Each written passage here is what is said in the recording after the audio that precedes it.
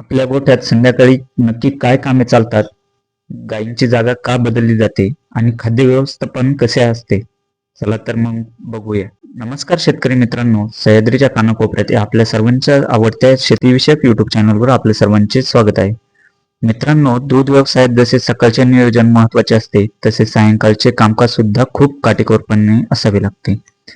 आजच्या व्हिडिओमध्ये मी तुम्हाला दाखवणार आहे की आपल्या गोठ्यात संध्याकाळी 4 वाजल्यापासून नक्की काय कामे चालतात, गायीची जागा का बदलली जाते आणि खाद्य व्यवस्थापन कसे असते.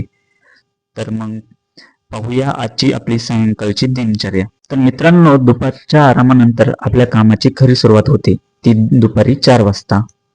सगळ्यात आधी आपल्या गायींना त्यांच्या गव्हाणीत आपल्याकडे उपलब्ध असलेला चारा टाकला जातो. त्यानंतर 4 वाजता चारा टाकल्यामुळे गायीची भूक शांत होते. चारा टाकल्यानंतर 6 वाजेपर्यंत आपल्या गायी चारा खातात.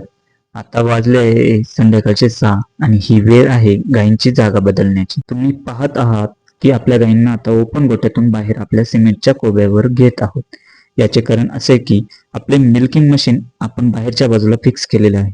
मशीन आत नेण्यापेक्षा गायी बाहेर हवेशीर जागेत आणणे आपल्या सोयीचे पडते.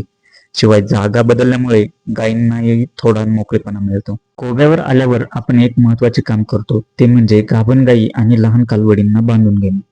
बऱ्याचदा काय होतं, दूध देणाऱ्या गायींना आपण जेव्हा खुराक टाकतो तेव्हा या गाभण गायी किंवा कालवडी त्यांना त्रास देतात किंवा त्यांच्यातले खाद्य खाण्याचा प्रयत्न करतात. त्यामुळे दूध देणाऱ्या गायींना निवांतपणे खाद्य खाता यावे यासाठी आपण बाकीच्या जनावरांना आधीच व्यवस्थित बांधून घेतो. आता वेळ आली आहे खुराक बनवण्याची. आपण आपल्या गायींसाठी जे मिश्रण बनवतो त्यात प्रामुख्याने कांडी आणि मका भरडा असतो. पण यात सर्वात महत्त्वाची गोष्ट आपण ऍड करतो ती म्हणजे मिनरल मिक्सचर.